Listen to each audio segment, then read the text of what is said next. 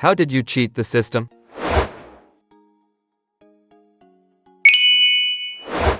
I was paying out-of-state tuition for college in Texas. I looked up all the ways I could get in-state tuition, and there were 4 different ways. Marry a Texan, own property in Texas for 1 year, hold a job in Texas for 1 year, own a business in Texas for 1 year. So naturally, I started a business. I registered my business with the state and filed taxes every quarter. I had 0 expenses and 0 income every quarter, so I paid nothing in taxes. 1 year later, I got on that in-state tuition. It cost me around $100 to register my business, and it saved me tens of thousands of dollars. In high school, my Spanish teacher had a stack of 30 note cards, with each of our names written on them. She would pick from those cards almost every day to choose who would answer the next question. In the first week of school, I saw the cards on her desk, saw mine on top, quickly took it and threw it away. Never got called on the whole year. In my Spanish class, the teacher used popsicle sticks for this purpose. When she was not looking, we replaced all of her popsicle sticks with ones we had labeled, all with one poor kid's name on it. 10 of 10 would do again. The cafe in my office building sells soup, 12 us, $1.39, 16 us, $2.79. The lady at the register always thinks I am weird for buying to smalls. They also have a rewards, but 9 get your 10th free, and I get double punches for my 2 soups. I still have my student ID, which did not have a date on it, and the picture is incredibly dark. I still get discounts on occasion using my student ID, and still have my email, which I use for a ton of free software. I own a motorcycle but don't have a garage, so during winter months, I take my motorcycle to the pawn shop and take $100 loan on it. They store it and keep it garaged, and I pay them $10 a month to keep renewing my loan and keeping the motorcycle there. I used to work at a pawn shop.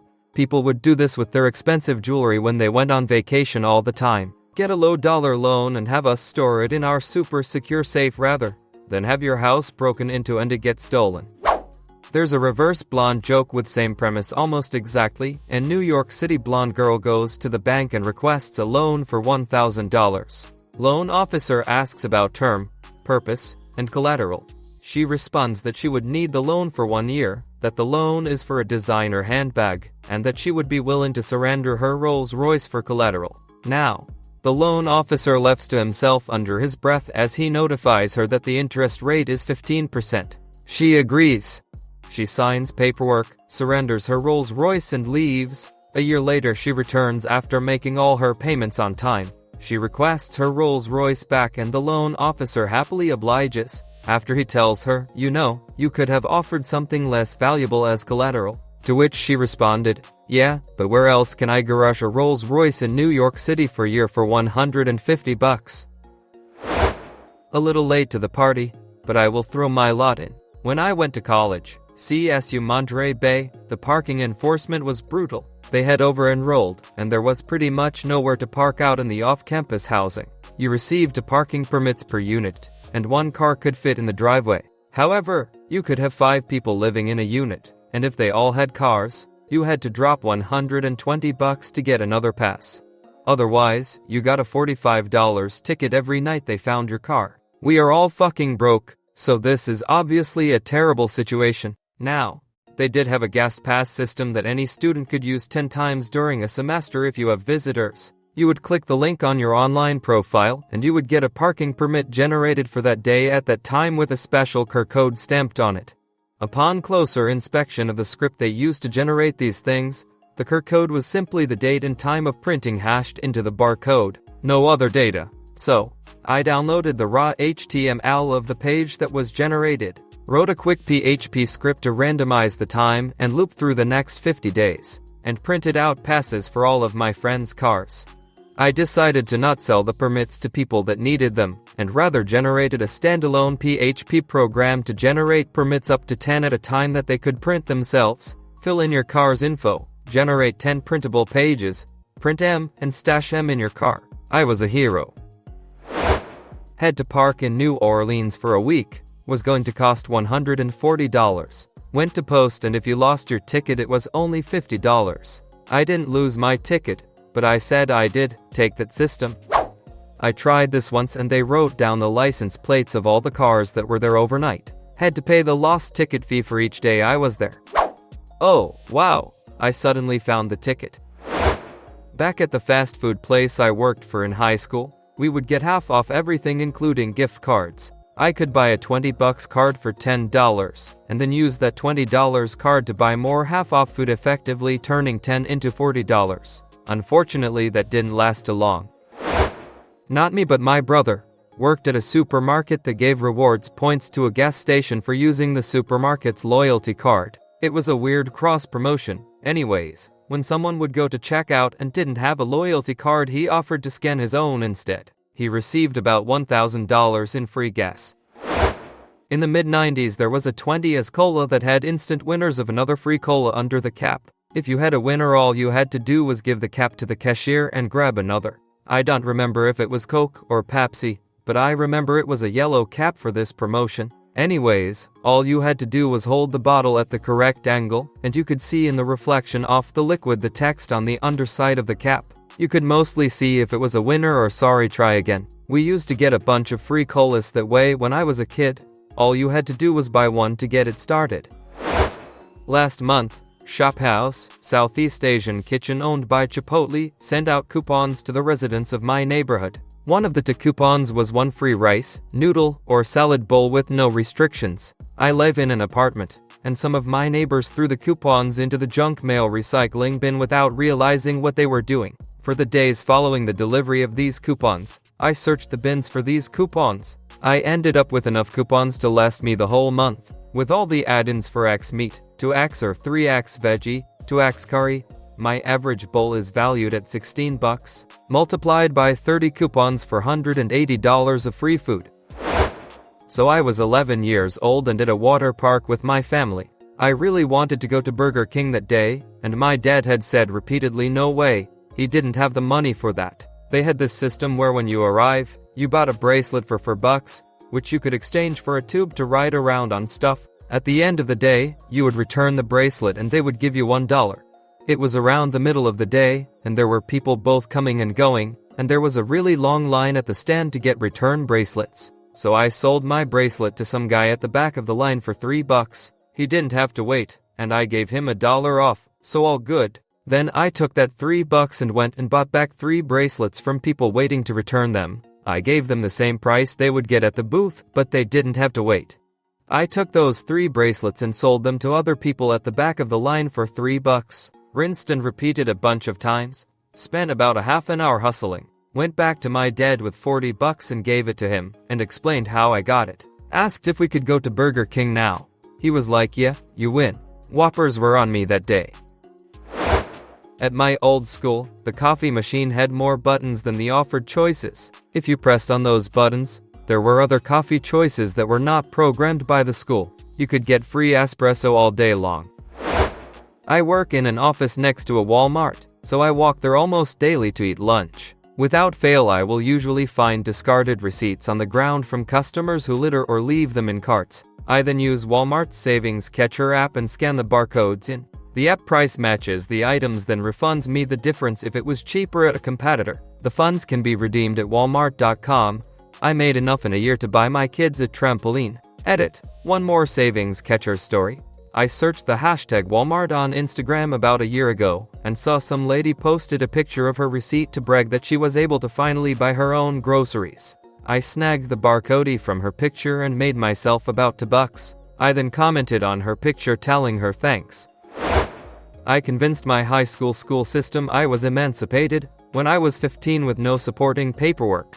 I got to know the secretary and asked once what I needed on their end because I was getting emancipated. I would check in every week or so, say hi, and just try and be nice. After about 3 months, I walked in very excited, explaining how I was getting my own place and had a job. She filed my paperwork immediately, and from that point on I controlled my supervision in high school. I wrote my own notes, had my own phone number as the contact info, and could sign off on anything that required a parent's signature. I went through the rest of school like this and my family never found out. And yes, I graduated.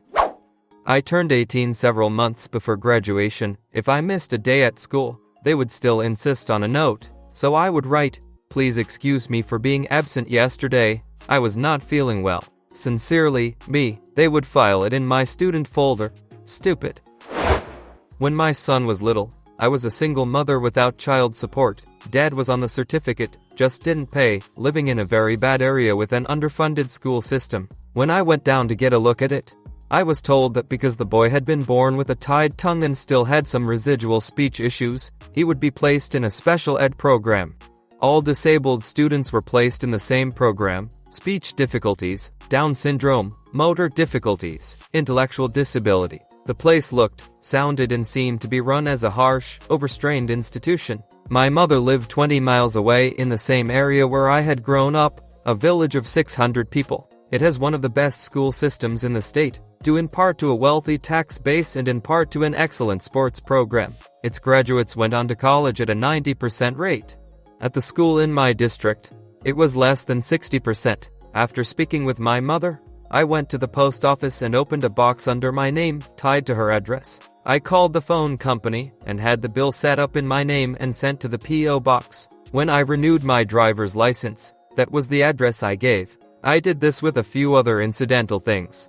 When school started, I registered him using my mother's address, and every morning at 4:30 I would get him up and drive him over there to the local daycare to go on to school, so I could come back into town to be at work by 6. Then I would pick him up after school and take him home again. We went on this way for almost 2 years. He received normal speech therapy and showed enormous improvement within a year. Before long he qualified for the gifted program.